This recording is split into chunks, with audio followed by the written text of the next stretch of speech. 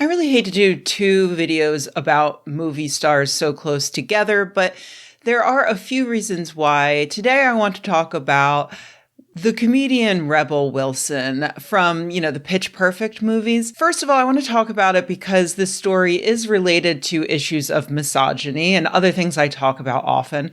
Second of all, I want to talk about it because I don't really see it being discussed much here in the US. Third of all, it's because it supports a point I've been making for several years. And fourth of all, because it's really, really funny, to me at least. I laughed a lot about this story.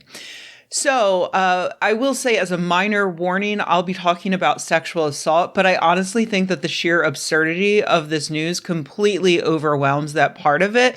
But I will understand if you just want to avoid any reference to something like that. As always, there's a video of Indy at the end of this video.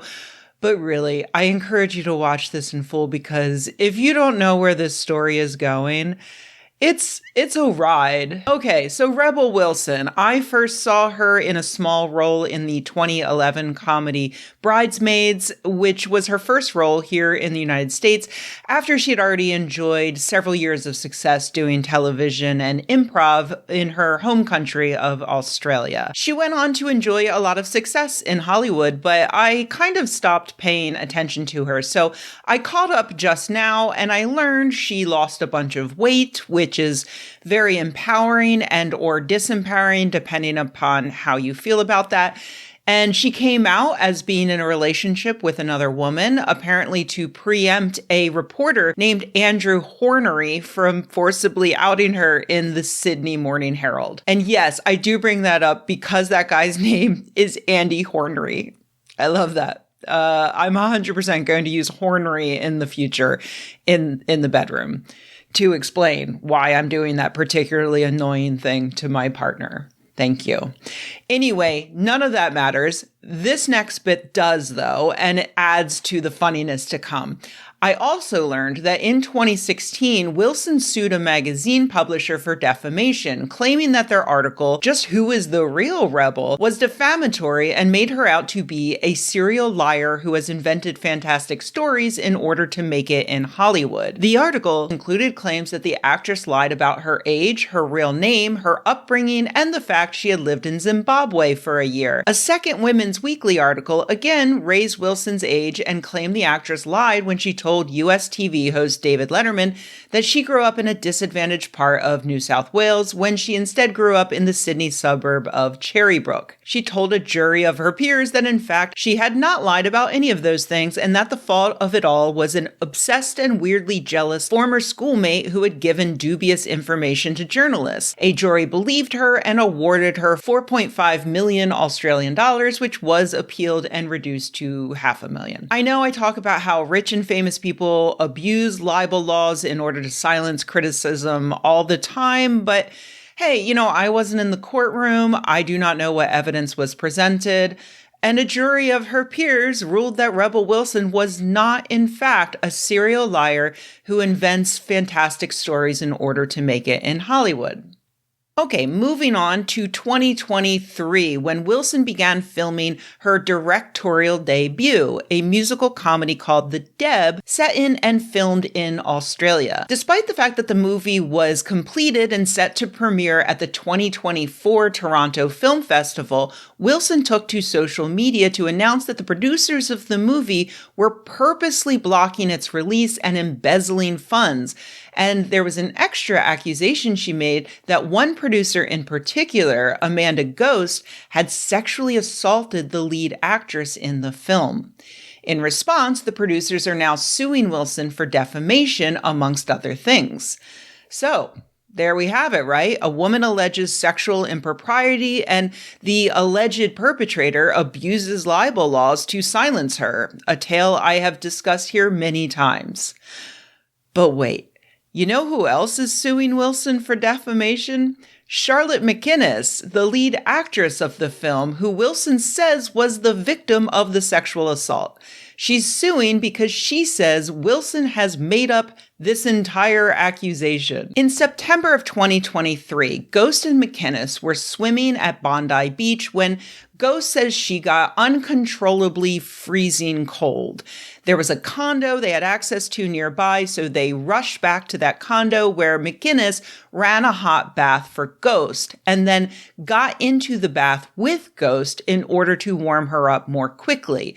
Both women were still wearing their swimsuits. That's weird. Okay, but apparently everyone more or less agrees that that part happened. However, Wilson claims that afterwards, McInnes told her that she felt victimized by this incident, and so Wilson had a duty to report it. Okay, great. The only problem with that? Well, you know what? I'll let Tara Brown of Australia's 60 Minutes tell you. What I'm a little bit confused about, though, is this is a text from you to Amanda Ghost. You say, Charlotte says all good. She just meant it was a bizarre situation, not that she personally felt uncomfortable. So, all good there. Ghost responds, oh, thank F for that. Oh my God, that's hilarious. I nearly died. You respond, she instantly was like, oh no, zero issues at all.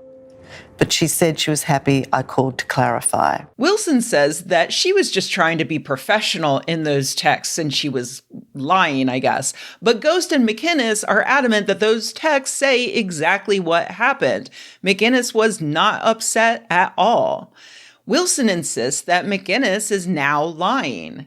And why would she lie about not being sexually assaulted? Well, simple, because she's a gold-digging whore. No, seriously, that's what Wilson is claiming. McInnes is lying because she wants to do more projects with Ghost. She's victim blaming someone who says they aren't even a victim. It's actually impressive. Rebel Wilson has managed to take misogyny to a level I did not even know existed. Wilson also claims that the producers stole money from the budget, which they say was just normal business expenses that Wilson doesn't understand. And finally, Wilson claims that they purposely tried to stop the film from coming out just to hurt her. Now, if to you, preventing a completed movie from premiering doesn't sound like a thing movie producers normally do, yeah, so does Tara Brown. It doesn't make sense, does it, that they block it, that they lose $15 million like that? I don't think the money really matters. I think it was just out of spite that they wanted to bury it. So they were ready to forego that money just to get back at you? Seems like it. Yes, of course. Movie producers famously do not care about money. They care about revenge.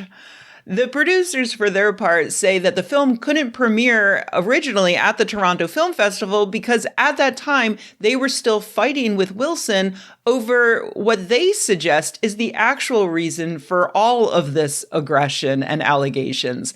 Wilson wanted a writing credit on the film, but the Australian Writers Guild would only approve her for an additional writing by credit. That's it. So by this point in the story, I will say I fully believed what the producers were saying, and I thought that there's a chance Rebel Wilson might be an insane liar. But what about that defamation lawsuit she won back in 2016, where she was found to, in fact, not be a person who habitually lies to get ahead in Hollywood? Well, you know who else famously won a jury defamation case, despite the fact that in his case, he was obviously in the wrong? That's right, Johnny Depp. Now, I know what you're thinking here. You're thinking, oh, come on, Rebecca. That has nothing to do with this case. You can't let go of the fact that you continue to be proven right about Johnny Depp. Like when that Justin Baldoni, Blake Lively case hit the news and it was revealed that both Baldoni and Depp used the same PR firm run by Melissa Nathan to launch fabricated misogynistic smear campaigns against Amber Heard and Blake Lively, respectively. Rebecca, what does any of this have to do with Rebel Wilson? One of the dirtiest bits was a smear campaign which Rebel is accused of orchestrating. a series of websites where Amanda Ghost is painted as a sex trafficker and described as the Indian Ghislaine Maxwell. Obviously, I had zero to do with the websites. I don't even know how to create a website. I had nothing to do with what was on it. I read it like a lot of people in the business did. But yeah, obviously it's categorically false to say that I had anything to do with it. Well, it's not saying that you made the websites, but the allegation is that on the 6th of August you requested your publicist to register and publish a series of malicious websites about Ghost. Yeah, that is absolutely untrue. So the publicist in email to a co-worker said, so basically Rebel wants one of those sites. Goes on to say it can be really, really harsh. Russian oligarchs and making her a madam, basically. Laugh out loud or lol. So that's the allegation, that you asked your publicist to set up one of these Wasn't my websites. publicist, was a woman who worked for my lawyer at the time. Right. Yeah. That's right. Rebel Wilson's lawyer hired the exact same PR firm that Johnny Depp and Justin Baldoni hired to maliciously smear the women that they hated, Melissa Nathan. And in this case, I guess because the target was an otherwise unknown but wealthy woman, they couldn't pull from the existing well of hatred online, so they really went all out. According to these texts, they created websites that accused Amanda Ghost of running a worldwide sex trafficking ring, and they coined the term the Indian Ghislaine Maxwell.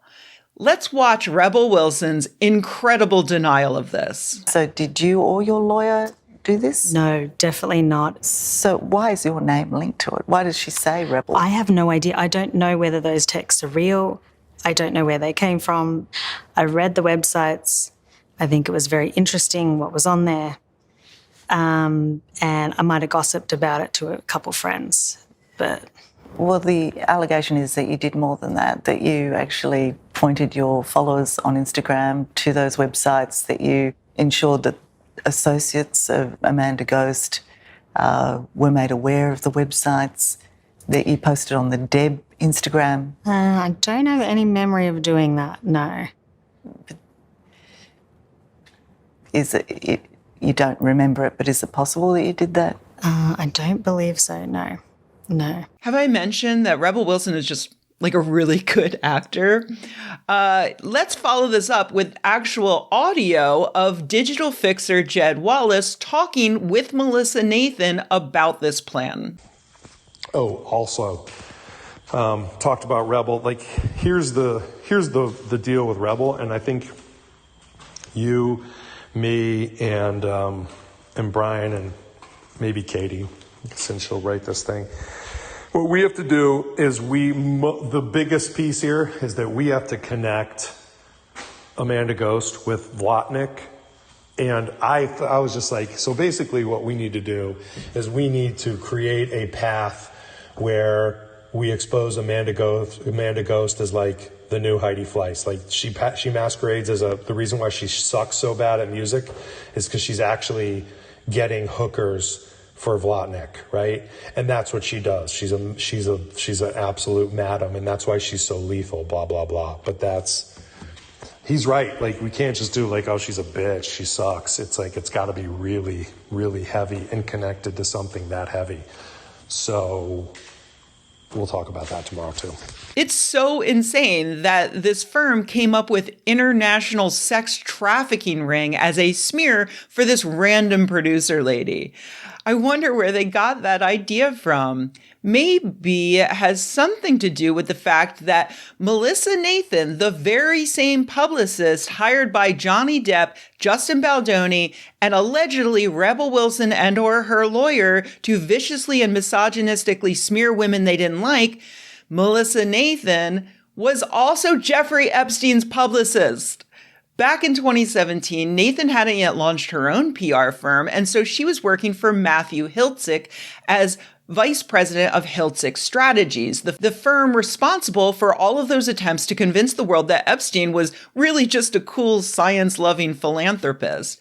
And in May of 2017, one email in the Epstein files reveals that Melissa Nathan met with Epstein herself as part of that job. When people noticed this email and started sharing it online, it appears that somebody activated a bot network to troll through social media platforms and respond to every post with "This is blatant misinformation. Nathan never met Epstein." Sure, Jan.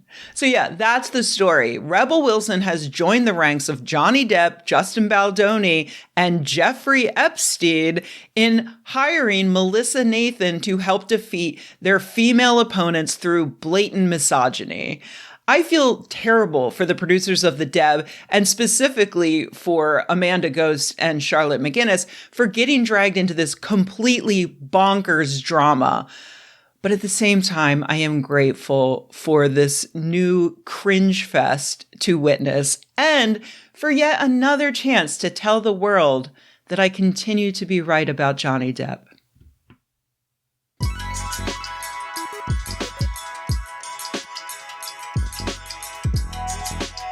Hey everybody, thanks for watching. If you enjoyed this video, please give it a like. If you loved the video, please subscribe.